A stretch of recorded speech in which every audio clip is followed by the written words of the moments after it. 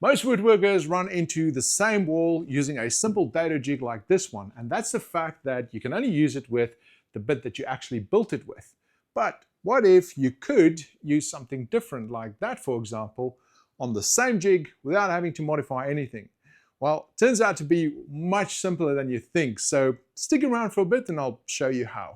To build this jig, I used some ply that I had lying around. For the top, I cut 2 panels 2.5 inches wide out of 3/4 inch ply, and for the bottom, 2 panels 4.5 inches wide out of 3/8 inch of ply. But you can also use a 1/4 inch, it'll work just as well.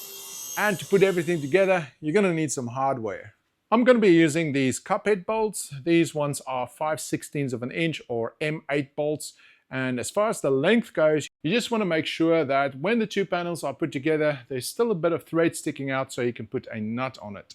Then you're going to need some washers to go with that. And you can use something like wing nuts, but I would recommend getting something like these because they are so much nicer on your hands. And I'll leave a link to these in the description. And then we're going to use some screws to basically screw the bottom and top together. We're not going to glue that, and I'll show you why that's important in just a second. As for how wide or long this jig needs to be, it depends on what you're going to use it for. The cabinet right behind you where I store all my tools, as an example, is only 14 inches deep. But to give myself some options just in case, I'm going to make this one about 31 inches long, which should be able to handle just about anything I can throw at it.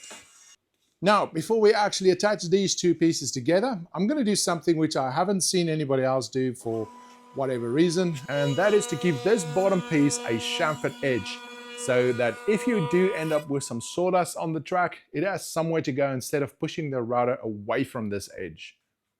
I'll be using what's left of the top panel to connect together the 2 halves of the jig on either side. So I'm using that to mark out where the bolt will go like this, and then I can screw these 2 pieces together. In case you are wondering, the only reason why I am screwing these panels together is simply because it's a lot easier to take them apart if, for example, you accidentally nicked one of those edges with your router. So far, these are looking pretty good, and the next job is to drill these holes that we marked on the back side. I want to try and get these holes drilled as straight as I possibly can, so I'm going to use this little drill press, but if you don't have one, it's not a big deal, you can still just drill these by hand. Now we get to the part where we're going to set this jig up to work with your router and the specific bit that you're going to be using. I'm going to be using a 1/4 inch downcut spiral bit like this one, and the important thing to remember is once you are done with this step, you need to use the same router bit for future dados, else it's not going to reference the same edge on your jig. We are still getting around to how you're going to use 2 different types of bits with the same jig. But first, let's just finish this part of the build and get these 2 panels cut with this 1/4 inch bit. Now that these 2 are done, we can work out how big or wide this bracket needs to be. To make this really simple, just use a piece of timber as a spacer. So in my case, I probably won't make any dados wider than 3/4 of an inch. But if for whatever reason later on you do need something that's a little bit wider, it's no big deal. All you need to do is just replace these 2 brackets to allow for the extra space. Using that 3/4 inch spacer, I went ahead and cut these 2 brackets, and they will be held in place by these bolts that go on either end of the jig.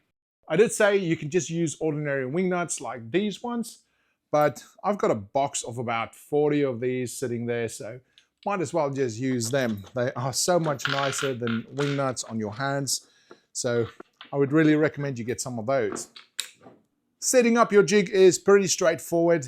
All you need to do is just use your spacer, put that in the middle, shift this along so it clamps, and then just tighten it down so nothing moves, like that. And now you've got the width of your shelf set, and you can align one of these edges with where your mark is on the board and start cutting your dados.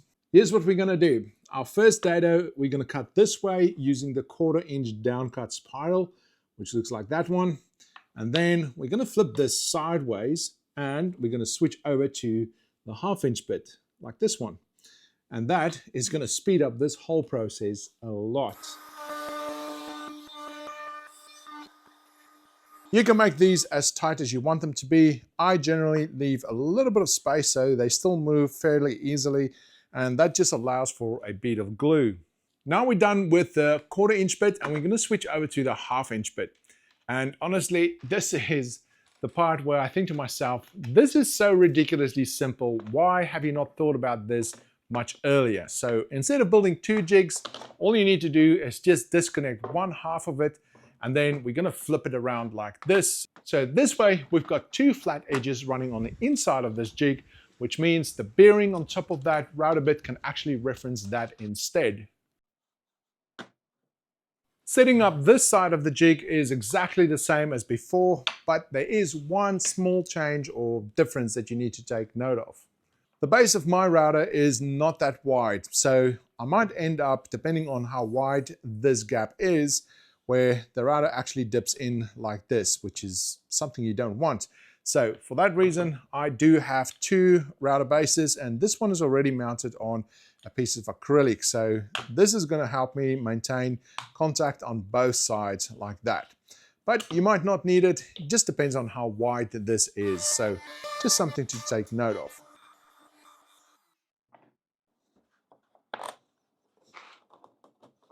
A simple jig like this can save you heaps of time when you have to do multiple dados. And on top of that, it's fun making your own shop furniture and jigs and things like that. Speaking of which, if you haven't seen one of these videos yet, do check them out. And don't forget to hit that like and subscribe button, and I'll catch you guys on the next one.